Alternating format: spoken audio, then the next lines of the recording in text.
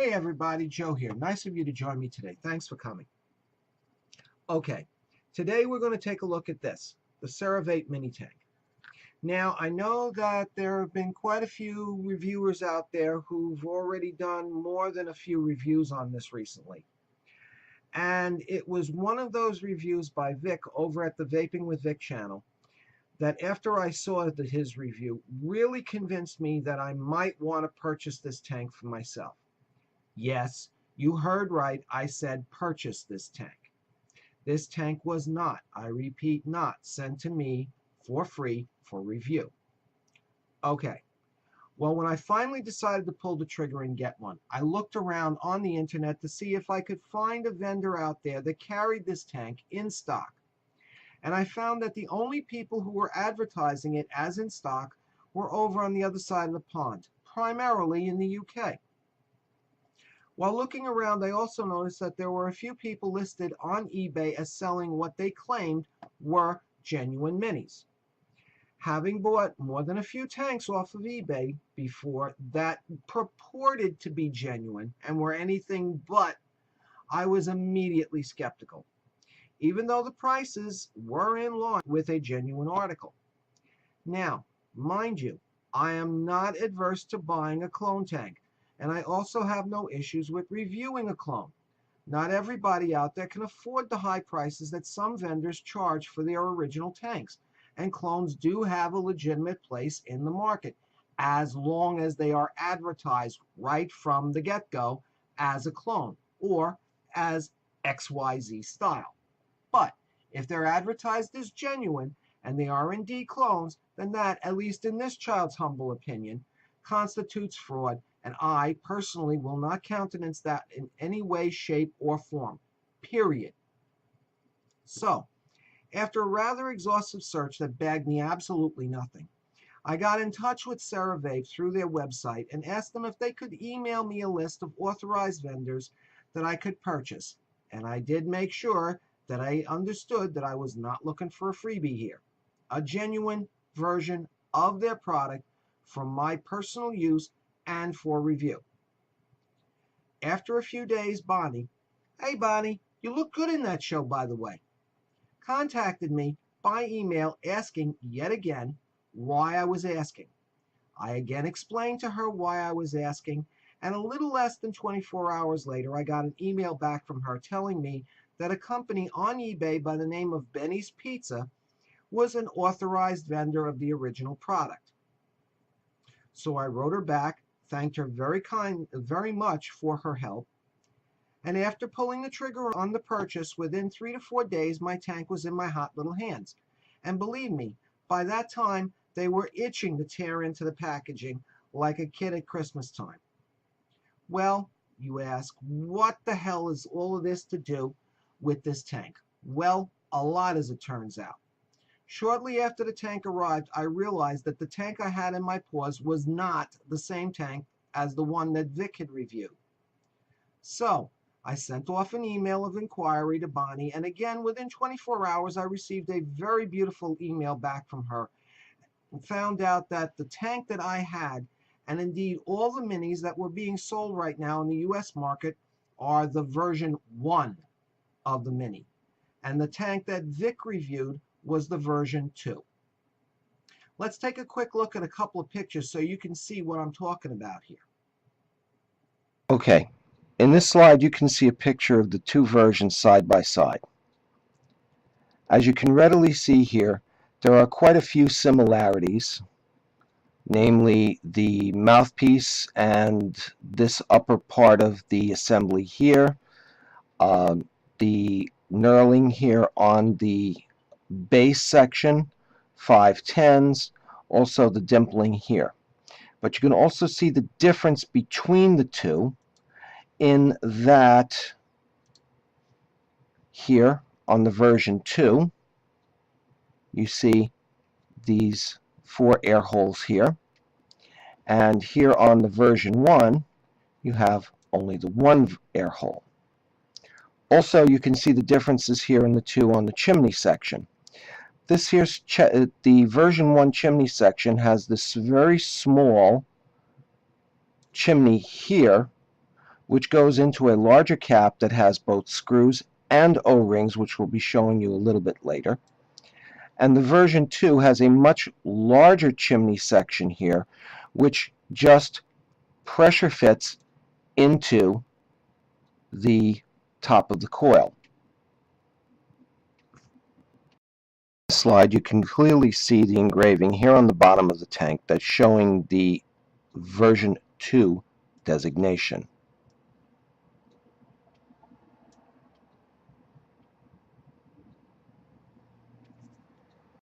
Okay, well, I've been using this V-1 tank now for about 2 to 3 weeks, and I have to say I have some issues with it.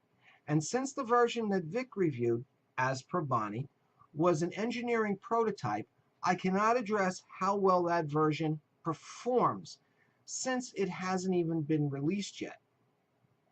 However, in my personal opinion, Vic did an excellent and most comprehensive review on his version of the tank. Also, as per Bonnie, the version 2 is not due to be released until sometime in early November, and most probably will not be generally available for at least 2 to 3 weeks after that. I'm anticipating supply chain issues here, such as shipping across the Pacific, etc. And unless they have pre-positioned stock here stateside prior to the release date, well, you get what I mean. Now, I also understand from the emails that we exchanged that the coils in Vic's version 2 tank were also slightly different from the ones that I received in the kit that I bought. But we'll get to that in a few minutes as well. Okay, enough of me jabbering my jowls here.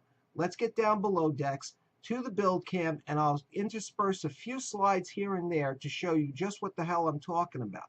Okay? So you ready? Let's get going. Okay, here we are today with the CeraVape Mini, the ceramic wick coil series.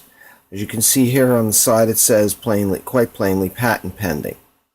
This is a very, very good picture of it. Their artwork was first rate on this. So this is the front of the box and the bottom side. Right side, top, left, and the back. Now the back here has got a lot of information on here. The way that this is printed in this light to medium gray on black makes it very hard to read.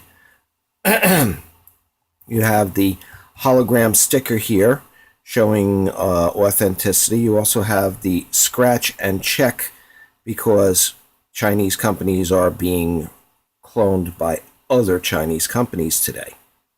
So let's take a look inside and see what we've got in here. When you first open it up, you come with, this explains the ceramic wicking and the ideas behind the ceramic wicking.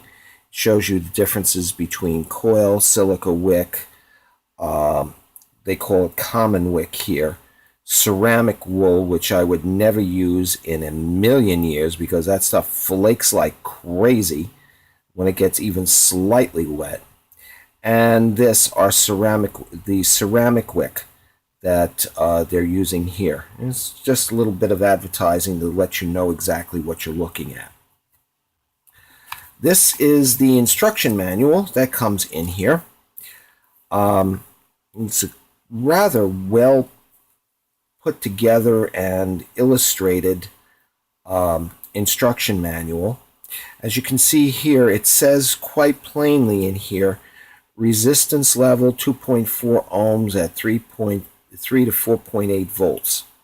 Well, I asked Bonnie about this, and it seems that originally this was going to be a single coil tank, not a dual coil tank. And as such, they were going to be making it in the 2.4 ohm range, and they had some sort of an issue with their printer. And when it came back, they had made the change to a dual coil. dual parallel coil, which was two 2.4 ohm coils, making it a total of 1.2 ohms. And, well, I made the changes in here myself. As you can see, I plainly noted in here 3 to 15 watts.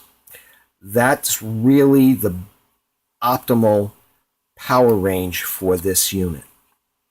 I'll get more into that as we get along, but this here gives you some tips for a better vaping experience, washing the coil and tank out, as well as the procedure for switching juice flavors. It gives you a complete breakdown of the different parts of it, and of course the front of it. Now we get into the meat and potatoes here. We have this little plastic cover on here to protect the unit. You have the actual CeraVape Mini Tank here. You get a beauty ring in here, so if you're still happen to be using one of the old Ego style batteries or a stick type battery such as an Innokin iTaste VV3 or a VV4 that has both the Ego as well as 510 connectors on there, you can make use of it. Now, this is not a very well-made unit. It's rather cheap metal, and I personally wouldn't make too much use of this. I haven't tried this on any of my Ego style batteries, just because I'm not really making use of them. But the metal itself feels a little on the cheap side. Most people probably won't make use of it, so it's really not something that's important in my estimation. Doesn't indicate a thumbs up or a thumbs down, just letting you know what's going on. You get an additional ceramic coil here. This is what the coil actually looks like. As you can see on here, it's a 1.2 ohm dual parallel coil. The white pieces that you see here, that's the actual ceramic wick. As you may be able to see here, when I pass my hand in front of it, you can actually see all the way completely through. And that's the dual coils in the bottom there, wrapped around the white wicking, the white ceramic wicking. Okay, and so that's what we have here.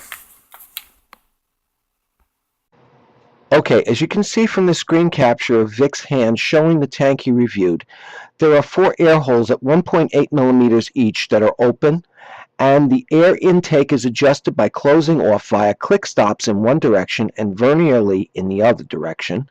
1, 2, 3, or all 4 of these air holes to adjust the airflow down or completely off.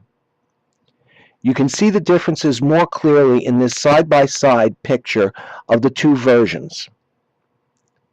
Now,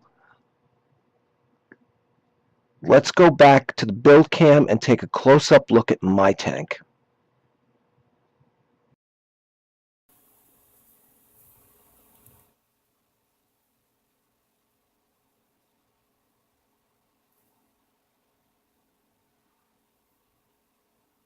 As you can see here, my tank has only one airflow adjustment hole in the airflow adjustment ring.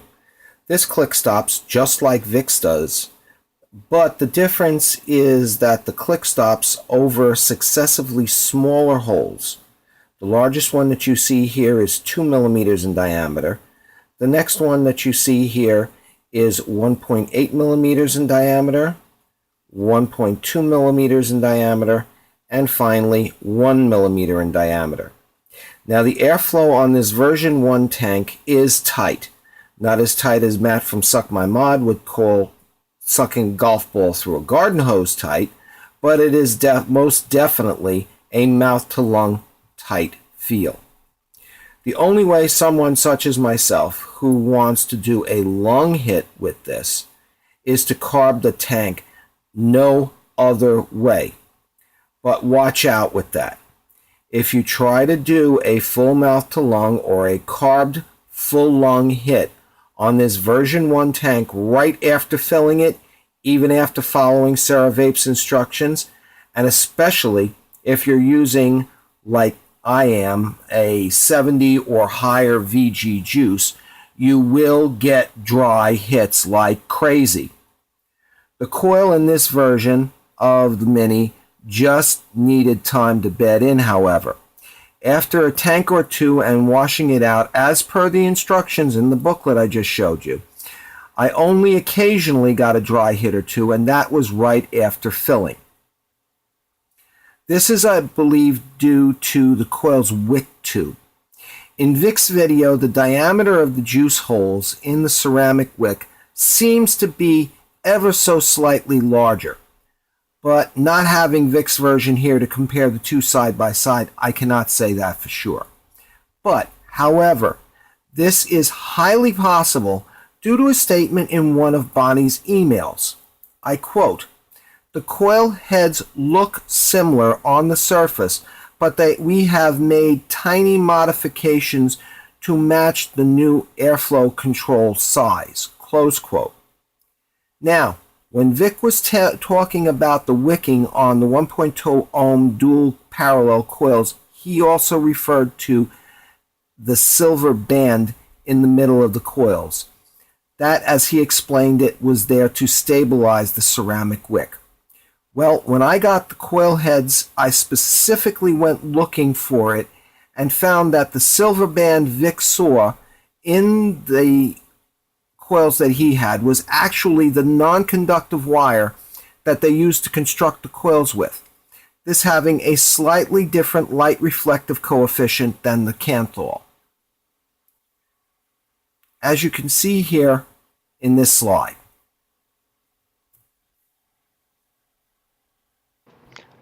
Okay, if you look very carefully at the wire that makes up the coils, on the right and the left, you'll see the slightly darker colored Kanthal.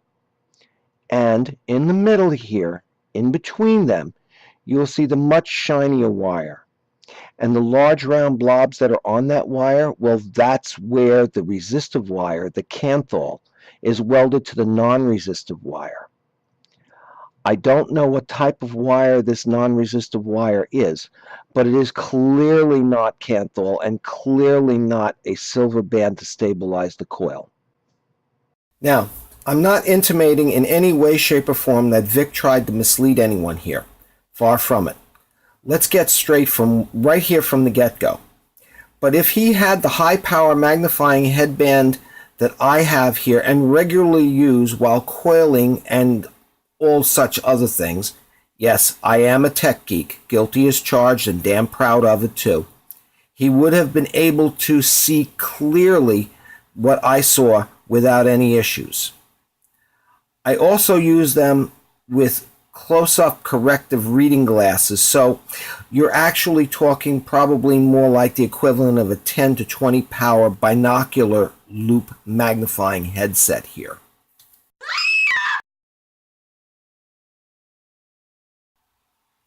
Now, I almost missed it myself with just my readers on, so I'm just mentioning this here to set the record straight, basically, and as a matter of repertorial honesty. Not any criticisms in any way, shape, or form whatsoever. Now, let's get down to disassembling this beastie and seeing exactly what makes her tick. Right now, we're looking here at the drip tip. This drip tip, however, is not your standard drip tip. I am going to bring out a regular standard 510 drip tip. This is one of my little drip tips that I use. It's a standard 510 size, and as you can see when you push this in here, it's considerably loose, okay? It's tight enough, but it moves around. It jiggles. To show you exactly what I'm talking about, let me bring out my standard Kanger Mini Tank. As you can see, when you push this in here, there's no jiggling in here. This is a solid, tight fit. With this one, the CeraVape Mini, it is not. As you can see, if I try to put this in here, it doesn't fit. This is ever so slightly bigger, which means that any drip tip that you put in here that's a 510 drip tip is going to jiggle. But that's actually a good thing considering the fact how tight this version 1 is on the drawer with this single airflow hole that's in here. By having a slightly smaller 510 drip tip in place here that actually moves around, you actually get some airflow coming in through this. If when you're using it you happen to pull it back a little bit like this, you will get some extra airflow in there along with carbing it. So next thing here is disassembling of the tank itself. To do this, you grab a hold of this. This is the airflow adjustment ring here. This spins and is not going to be of any use to you, but this is a solid portion of the bottom of the tank. And this here is from the top hardware assembly, as they refer to it. You have to, this is even slightly lubricated like this is. It does take a bit of work. This happens a lot here. Glass tank comes off of here. Yes, this is slightly moist because I have been using this tank, and I did clean it out some, but I guess I didn't get all of the juice out of it. Now, as I showed you earlier in the slides, the version 1 here has both threading and O-rings here that slide into and seal into the top of the coil. The version 2 that Vic had does not have this threading on here. It only has these O-rings, so it makes it a little easier for disassembling. So you just push it in and pull it out, and the O-rings make a rather solid seal even without the screw threads. As you can see here, this chimney is rather small. It is very restrictive, and as I said earlier, this is strictly a mouth-to-lung, maybe a modified carbing on here. That's about it. As you see here, you have the silicone gasket at the top portion of the glass for the tank. Down here you have the bottom silicone O-ring. If you look down inside there, you will see very, very slightly a spring that connects to the bottom of the coil, making your positive contact. Now, this center pin here on the 510 connector in its fully back position is not protruding in any way, shape, or form far enough for this tank to be used on a hybrid mod. However, if you do have some kind of issues where your tank is not making proper enough contact, you can, by putting something in here such as a small screwdriver or a pen tip or something like that, you can push this out. However, as soon as you secure this into the 510 connection, this is going to get pushed back up into place. You only do this if you are not getting a solid enough contact. Do not, I repeat, do not try to use this on a hybrid, because as soon as you screw this in, this is going to get pushed back into place just like that. And the next thing you know, you're going to wind up with a dead short right across here, and you're going to wind up having your battery venting on you. Not a good thing. It will definitely ruin your day. Okay, so having shown you all of this stuff here, as you can see, you may be able to see in here, you see that the coil is slightly tarnished. It's like a slightly oxidized shade. Well, I have been using this rather extensively, and I have been cleaning it out. Now, as you can see, that ceramic material in there, let me bring this a little closer here so you might be able to see it a little more clearly, if this thing will decide to focus for us. Well, all right. That's about as clear as we're going to get it. That ceramic material that you see in there is quite white. There is no degrading on that ceramic material in any way, shape, or form. There's no chipping, there's no flaking, there's no nothing. It is still the same as it was when I first used this coil. This coil, even if you look at it very carefully there, if you saw it as closely as I have it here, you'd see that the ceramic material that's there actually has a slight little sheen to it, even even after, oh, I'd say about a dozen washouts testing this thing with everything from my southern peach pie to my lemon lime cheesecake to my very berry cherry to a whole mess of other stuff. All right, so we're just going to do the reassembly here, and then we're going to go back up to FaceTime. So you have your base here. You screw this in like so until it makes a firm seating. You take the glass of the tank, push it into place. It's a firm, solid fit that's held on by the O-rings. And that's as far as we're going to take this right now. We're going to go back up to FaceTime now, and I'm going to show you how we fill this up and other stuff. But before I do, I'm going to mention this right now. When I fill this up, I only fill this up to the point where that little flange is there. Any further up than that flange, and you're going to start to get juice getting into your coil and into your airway. Not a good thing. If you want to, you can try filling it up to the first O-ring, but I wouldn't suggest it. This is, after all, a maximum of 3 milliliters in this tank.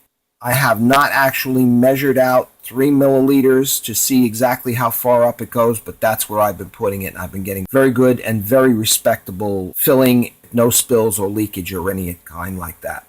Okay, let's get back up above deck so we can turn around and actually talk on face-to-face and wrap this puppy up. Okay, here we are above decks again. Now this is one of those bottom filler tanks, and I personally would have preferred to have seen this as a top fill tank, but, well, it is what it is, and that's all it can be.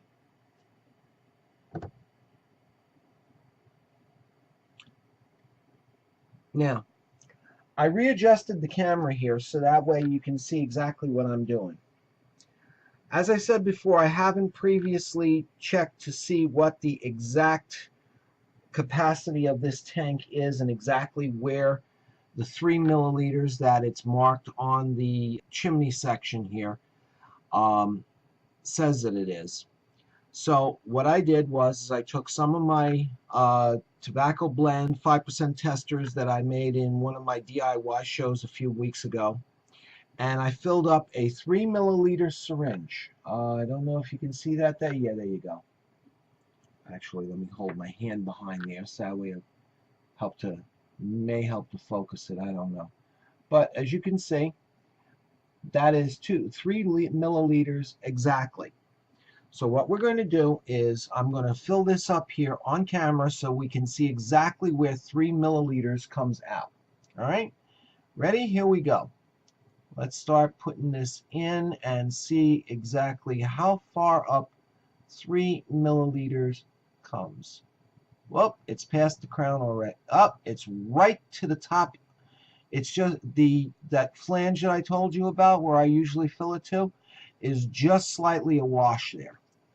So it's just onto the screw threaded parts there, but it hasn't gone past the screw thread parts to where the O-rings are. Now, if this was a version 2 that didn't have those screw thread part on there, and the O-rings were right there where that screw thread is. If this had just the O-rings there, those O-rings would be awash right now. As it is, this is going to be pretty tight and pretty hairy trying to get this thing on here without it going all over the place. So I'm going to push that down on there like so. I'm going to hold that in place, and then we're going to turn this and screw this directly on to here. Now this gets really, really tight, and you have to make sure just to make sure that the O-rings are well seated. You have to get this a little bit on the tight-ski side. That's actually a little too tight, I think. Yeah, there we go. Loosen up just a hair. All right, so now we want to adjust the airflow to the 2 millimeter setting, and as you saw, that bubble come up there. That means that the tank, there goes another bubble right there. Now this is a 70 VG to 30 PG ratio juice that I'm using in here. Okay, so now I'm going to use their drip tip in here. I'm going to put that in. I'm going to close this over so that way the air holes are completely closed. And they suggest that you do a couple of quick pulls on this to help prime the tank.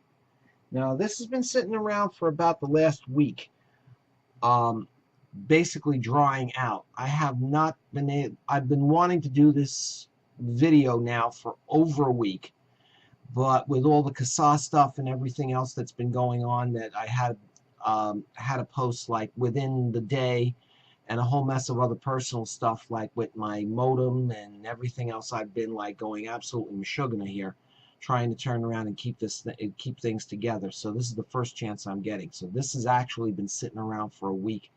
The ceramic has been dry for a week, so I'm going to give this the same kind of pull we did when I first got this tank, and it was completely, totally bone dry. So a couple of dry pulls on that, and you see that big bubble that came up there? So we're going to open now the airway here, and I think we should give this another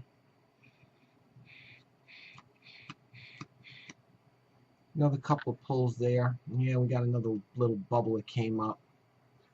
I'm a little on the hesitant side here. That's why I'm giving this thing plenty of pulls, because the first time I put juice in this, I followed the directions explicitly, and I got a massive dry hit on this thing. And that was even after letting it sit there for about 10 minutes before I even started doing the pulls on it. Now this is a 19 millimeter diameter tank. I don't know if I mentioned that before, but it is. It's a 19 millimeter diameter tank. The top of my iStick 50 watt here has a piece of plastic that I put on here to cut down on the glare from the chrome on the top. And as you can see, it's been cut out to 22 millimeter diameter. So when I put this on here, if you have something that will handle a 22 millimeter tank, that's what it's going to look like. You're going to have this little bit of a lip here. So if you have something smaller, then you're probably going to have to use that beauty ring that came with this, such as if you're using it on a VV3 or a VV4, or if you're using it on an Ego stick, or even if you're using it on one of these like SVD2s that I have here with one of the Ego cones on, you'd need to use that. But since this has a flat top 510 connector, I wouldn't need to do that. This is sans battery right now. So okay, so now the first time I did this, I completely spaced, and I normally rock my K-Fun 4 clone here at 18 watts. It's got a 1.1 ohm coil in here. So at 18.5 watts, which is what this is, and you can see there, sorry about that minor technical difficulty. My camera decided to lock up the video on me right after I showed you the my mod here with the at 18 watts. So I have brought this down to the 15 watt level, as you can see there. All right. Let's take a pull off this and see what happens. Okay.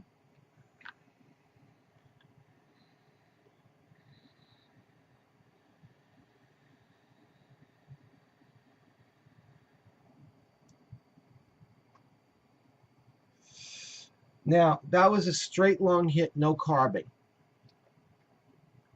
Just using the airflow that's coming in through the 2mm airflow hole that's down here. As I said, straight lung hit. Now let's see what this looks like with a straight mouth to lung.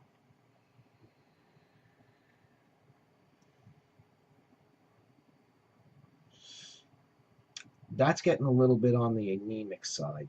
Let's give this a couple of dry pulls here, unfired pulls.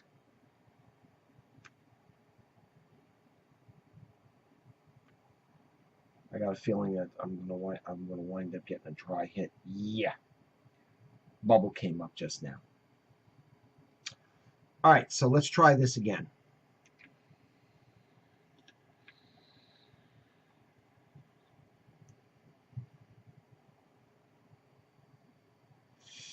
Mouth to lung hit.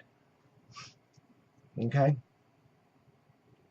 Now we're going to do a very brave or foolish thing, as may be the case. So this is going to be a carbed direct lung hit.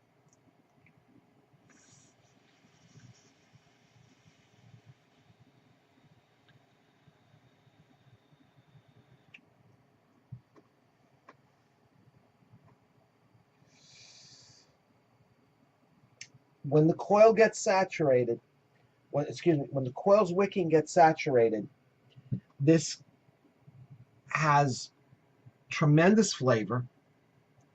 This tastes like a mild, very mild burley. The 5%, it's just starting to come into its taste.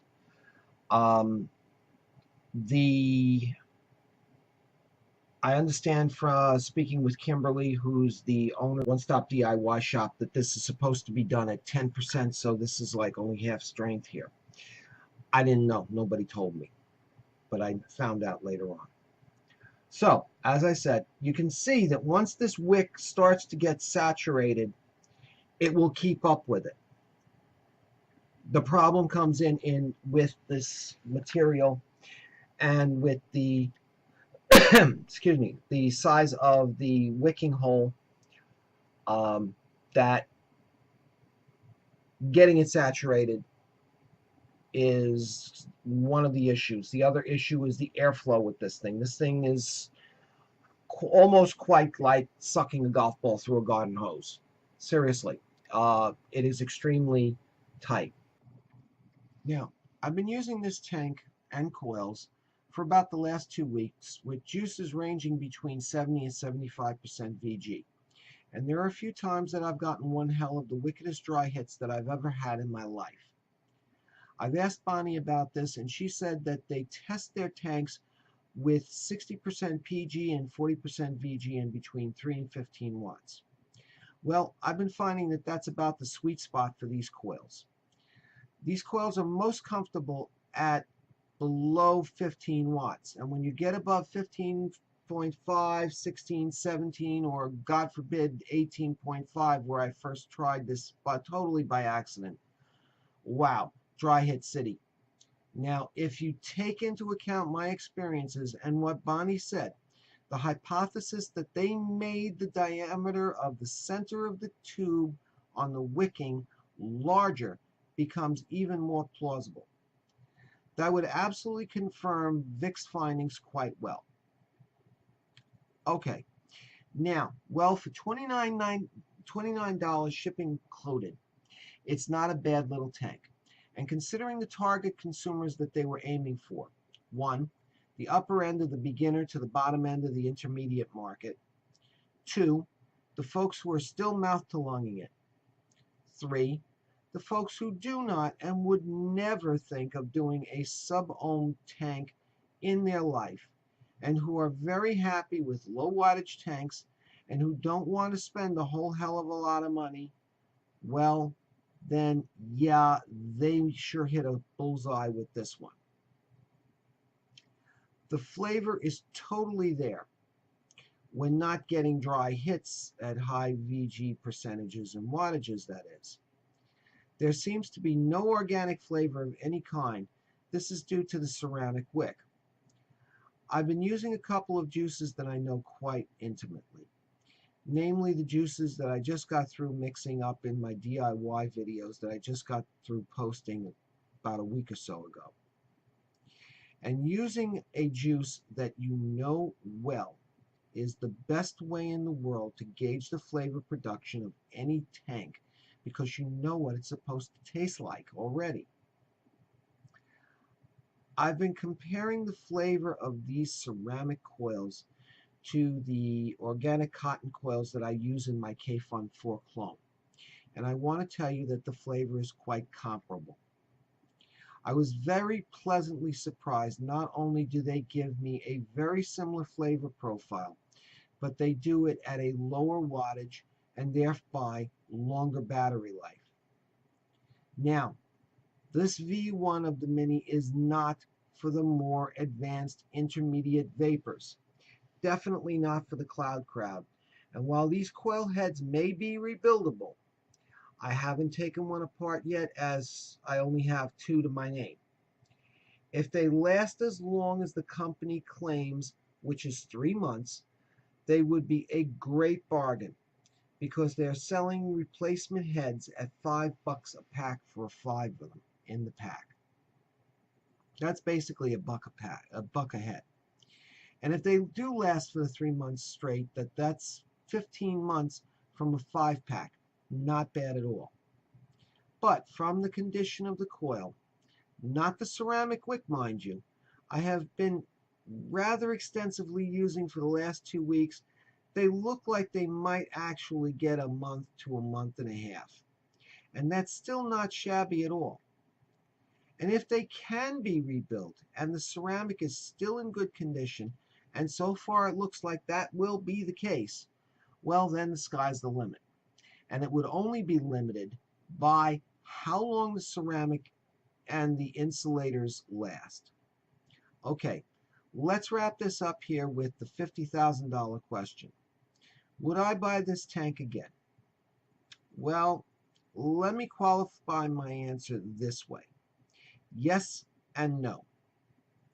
For the yes. First, I think these coils have the potential to be a major game changer.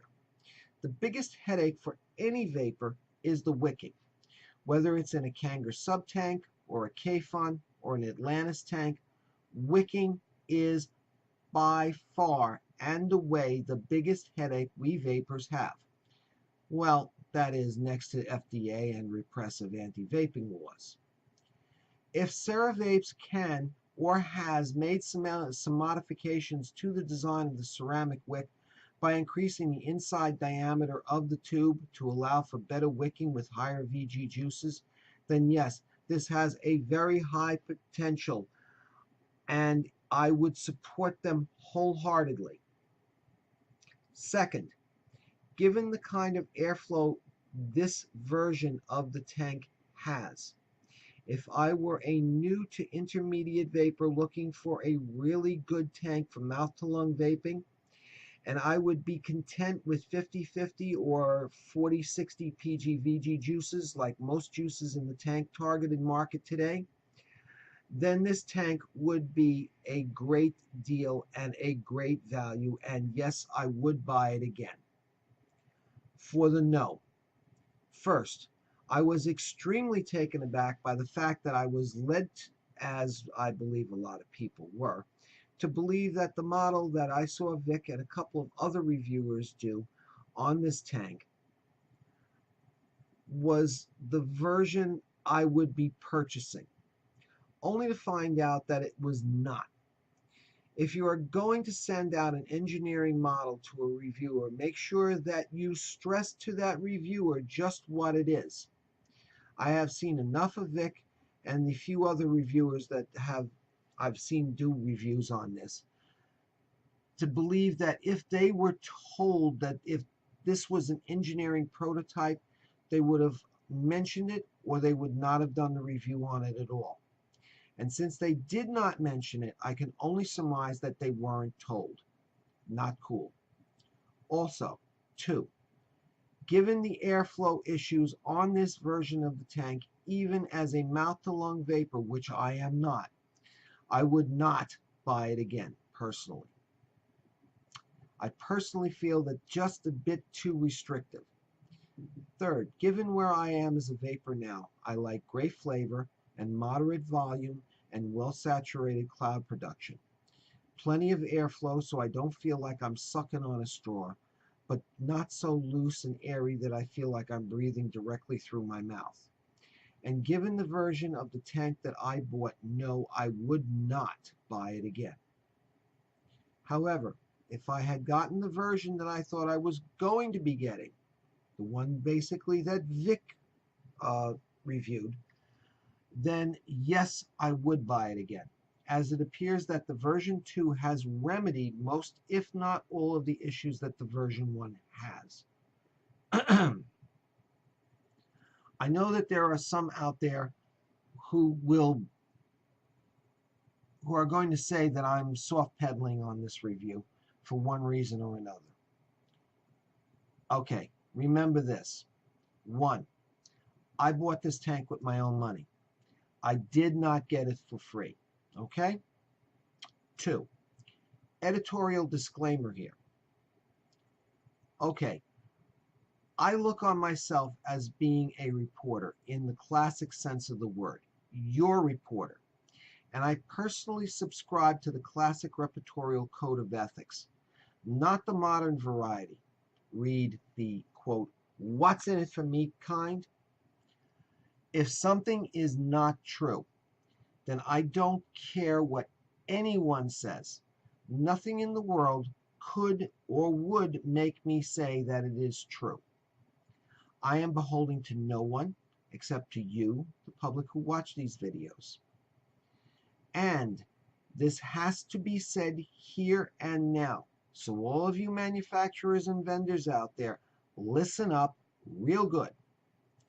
Even if I had gotten, or I do in the future get a product for free for the purpose of review, if that product is a piece of crap or garbage, I will be calling it just that.